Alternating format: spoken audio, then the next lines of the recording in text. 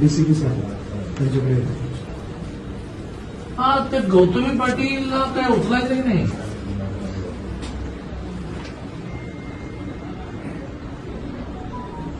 अरे हो, पण ती गाडी कोणाची तरी आहे की नाही?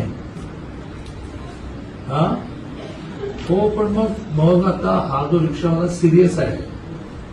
चला चला, तुम्ही म्हणाल की गौतमी पाटील नव्हती गाडीमध्ये, कोणीतरी ड्राईव्ह करत होतं का गुड ड्राईव्ह करत होतं? तो जो कोण ड्राईव्ह करत होता त्याला पकडायला लागेल ना. पकडलं, केस दाखल केली. बरं, मग तो कुठे आहे आता?